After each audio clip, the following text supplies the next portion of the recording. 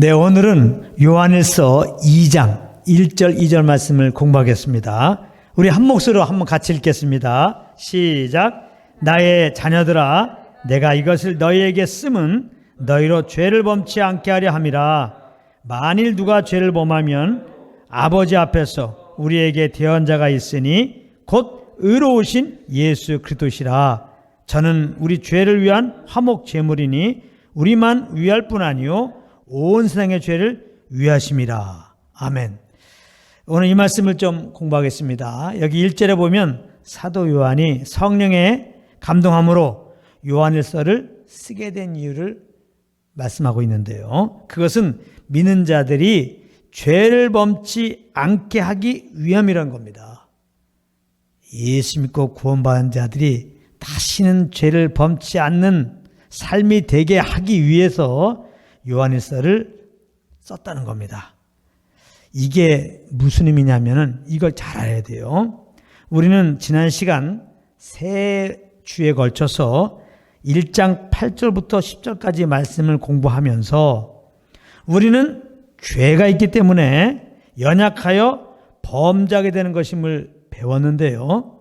오늘 본문 말씀은 그렇다고 믿는 자들이 죄 범하는 것을 당연시 여기면 안 된다는 것입니다. 연약한 우리가 우리 힘으로 죄를 이기려고 애쓰는 것도 문제지만 죄 짓고 사는 것을 당연한 것으로 여기는 것도 문제가 된다는 말씀입니다. 그러므로 우리는 이 말씀을 가볍게 받아들이면 안 되는 겁니다. 왜냐하면 사실 그리스도 안에 있는 우리는 신분적으로는 죄를 범할 수 없는 자들이 되었기 때문에 그렇습니다. 로마서 6장 18절에 보면 죄에서 해방되어 의에게 종이 되었느니라. 누가? 예수 믿고 구원받은 자들은. 예수 믿기 전에 우리는 죄의 종이었습니다. 그래서 죄만 범하고 산 거예요. 의에 대하여 자유한 채로. 그런데 이제 우리는 믿음으로 그리스도 안에서 의의 종이 되었다는 것입니다. 우리는 의의 종이 되었어요. 그러므로 마땅히 의에 대하여 살아야 돼요. 마땅히 죄를 범하고 살면 안 되는 겁니다. 로마서 6장 18절부터 21절까지 이 사실을 구체적으로 말씀하고 있습니다. 제가 읽겠습니다. 죄에서 해방되어 의에게 종이 되었느니라. 누가? 예수 믿고 구원받은 우리들이. 너희 육신이 연약함으로 내가 사람의 예대로 말하노니 전에 너희가 너희 죄를 부정과 불법에 들여 불법에 이른 것 같이 이제는 예수 믿고 구원받은 이제는 그래서 죄에서 해방되어 의에게 종이 된 이제는 너희 지체를 의에게 종으로 들여 거룩함에 이르라. 너희가 죄의 종이 되었을 때는 의에 대하여 자유하였느니라. 의에 대하여 자유하게 되어서 죄만 졌죠. 그러나 이제는 너희가 죄에게서 해방되고 하나님께 종이 되어 거룩함에 이르는 열매를 얻었으니 이 마지막은 영생이니라 그랬습니다. 자, 그렇다면 연약해서 죄를 지을 수밖에 없는 우리들이 그리스도 안에서 의의 종된 자로서 어떻게 죄를 범치 않으며 살아갈 수 있겠습니까? 이 질문에 대한 해답은 이미 1장에서 우리는 잘 공부했습니다. 그것은 무엇입니까? 그것은 하나님과 사귐 가운데 있는 겁니다. 예수 믿고 구원받은 다음에 우리의 할 일은 하나님과 사귐 가운데 있는 겁니다. 하나님과 사귐 가운데 있다는 것은 주의 몸된 교회의 지체들과 함께 그 사귐 가운데 있는 것을 포함한 것입니다. 1장 6절 7절 읽겠습니다. 잘 들어보세요. 만일 우리가 하나님과 사귐이 있다 하고 어두운 가운데 행하면 거짓말을 하고 진리를 행치 아니함이거니와 저가 빛 가운데 계신 것 같이 우리도 빛 가운데 행하면 우리가 서로 사귐이 있고 그 아들 예수의 피가 우리를 모든 죄에서 깨끗하게 하실 것이요. 이렇게 말씀하고 있습니다. 그러니까 하나님과 사귐 가운데 있으면 그 열매가 뭐예요? 빛 가운데 행하는 거예요.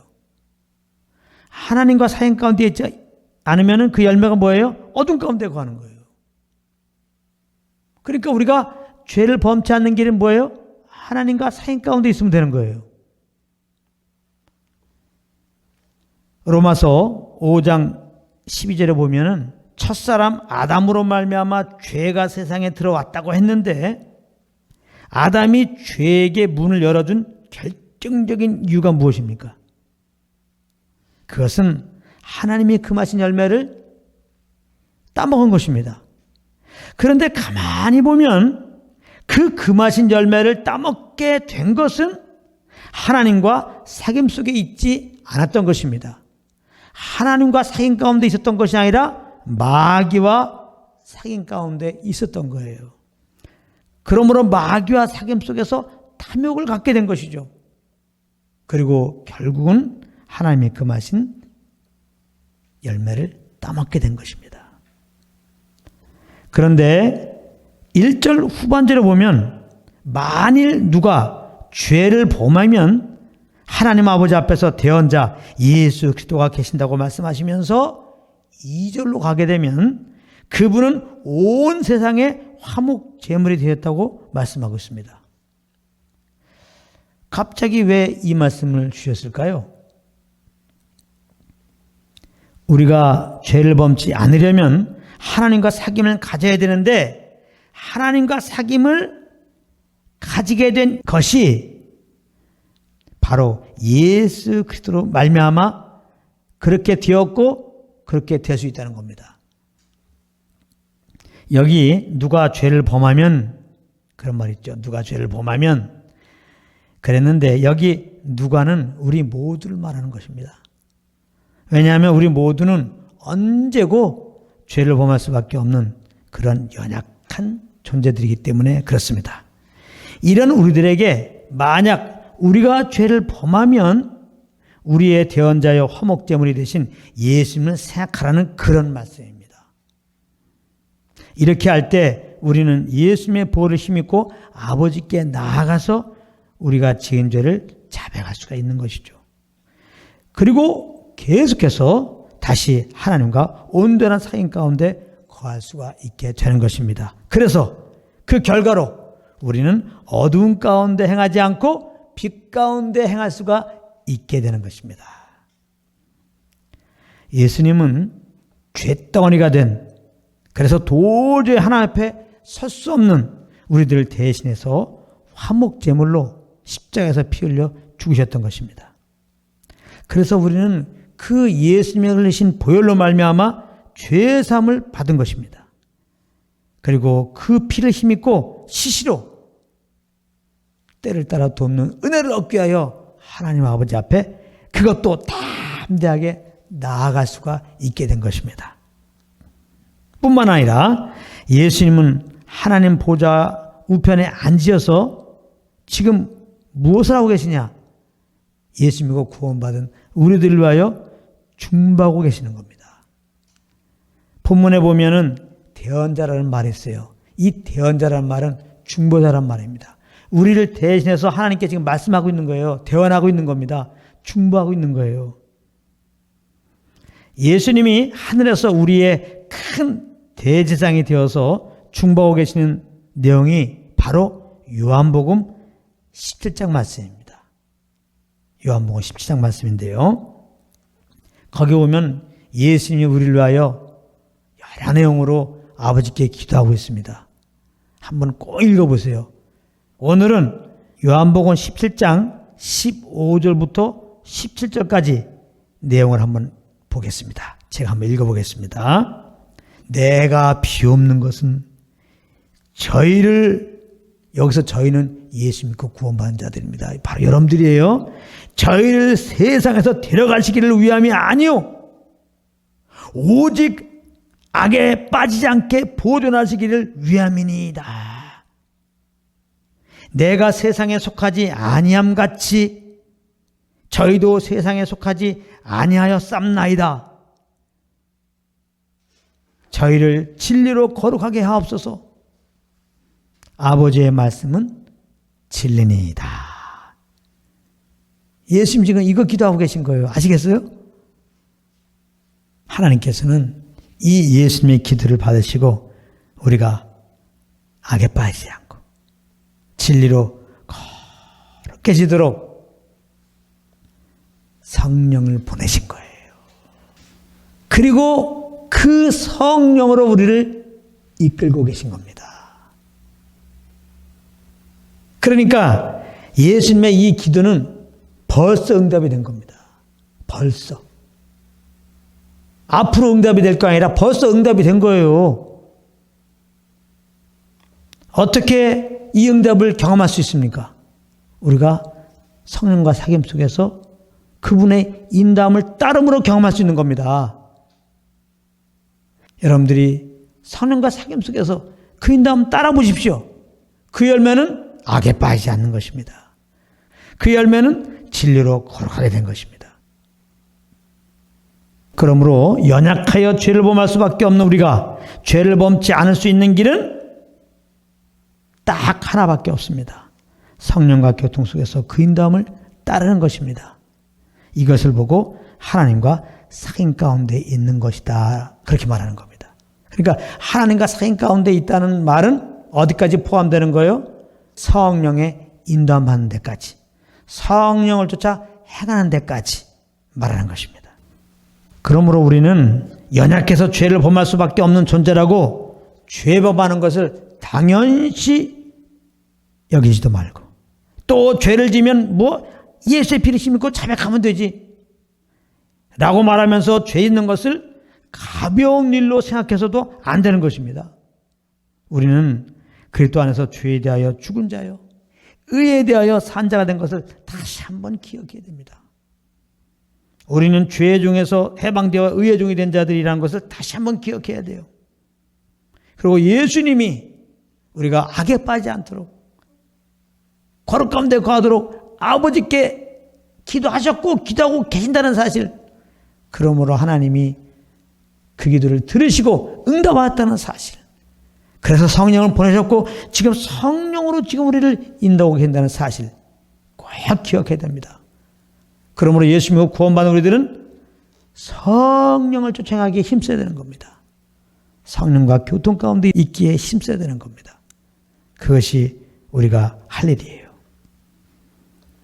그러므로 만약 우리가 주님과 교통 속에 있지 않으면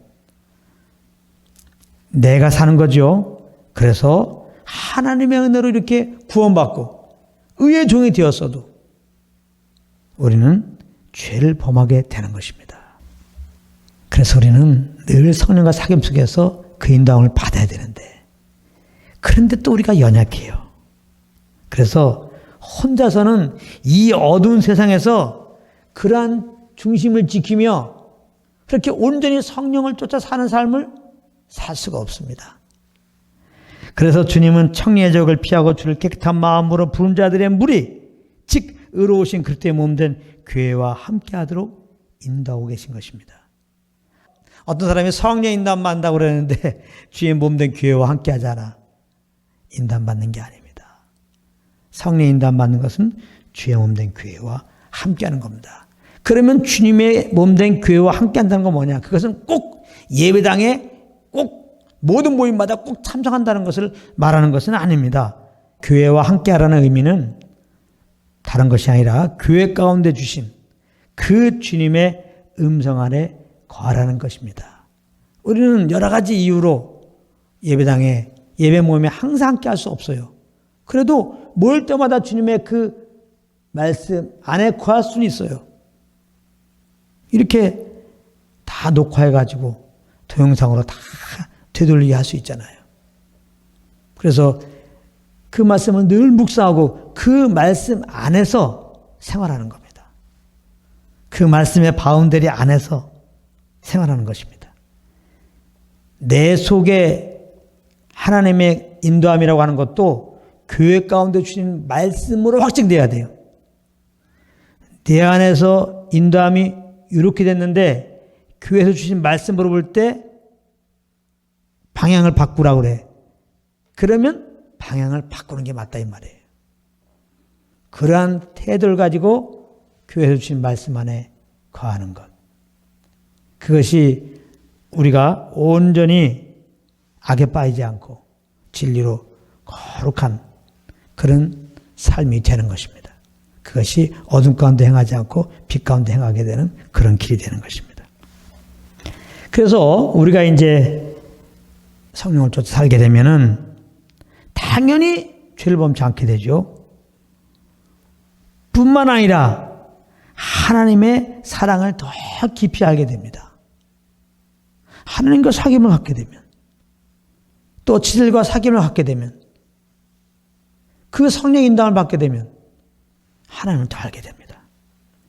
그래서 요한일서를 쓴 이유가 죄를 범치 않게 하기 위함이라고 이렇게 말씀하셨는데 이것은 또 다른 의미로는 이것이죠. 곧 날마다 하나님과의 사귐과 성도 간의 사귐 가운데 거하여 날마다 하나님의 사랑을 더 아는 은혜를 받기 위함이라는 그런 의미가 되는 것입니다. 모쪼록 이런 사귐, 이런 은혜를 받음으로 말미암아 항상 우리를 이렇게 사랑하시는 하나님만 높이고 우리를 왜 십자가에 죽으시고 부활하신 그 예수 그리스도만 높이고 그 예수 그리스도만 자랑하는 여러분들 되시기를 예수님으로 축복합니다.